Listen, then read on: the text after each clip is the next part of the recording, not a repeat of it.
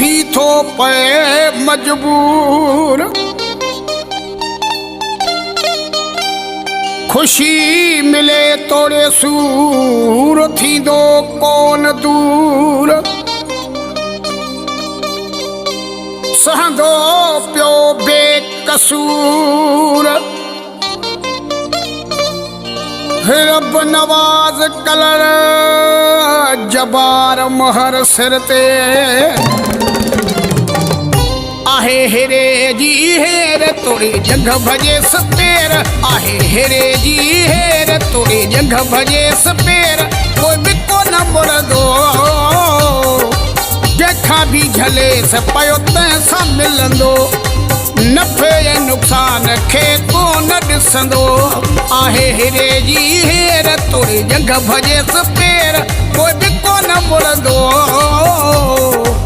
जखा भी झले से पयो तैसा मिलंदो। नफ़े ऐं नुक़सान खे को न ॾिसंदो।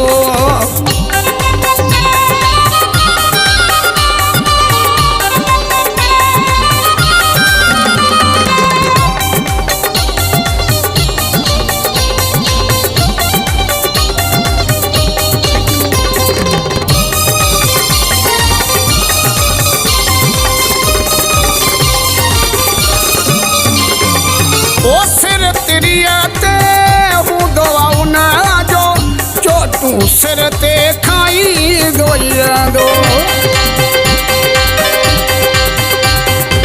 ओ सिर तिरिया ते हूंदो उन जो चोटू सिर ते खाई दोरंदो। कंदो मिंट न देर तोड़ी जंग भजे सपेर। कोई भी को न मुड़ंदो जखा भी झले से पयो तैसा मिलंदो। नफ़े ऐं नुक़सान खे को न ॾिसंदो। आहे हेरे जी हेर तोड़े जंग भजे सपेर।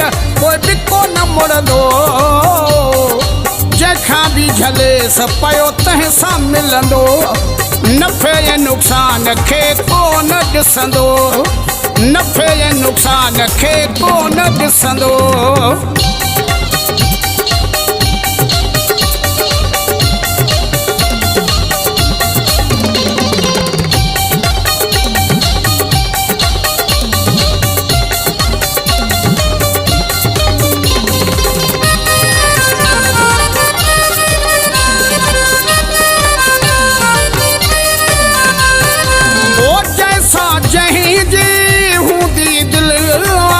तैंखे छॾण हूंदो मुश्किल।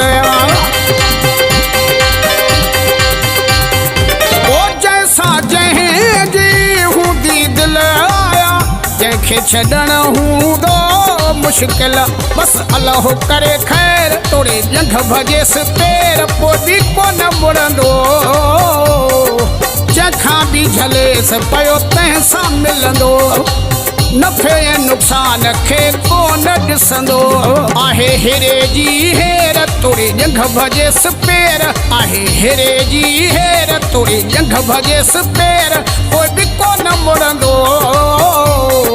जखा भी झले से पयो तैसा मिलंदो। नफ़े ऐं नुक़सान खे को न ॾिसंदो।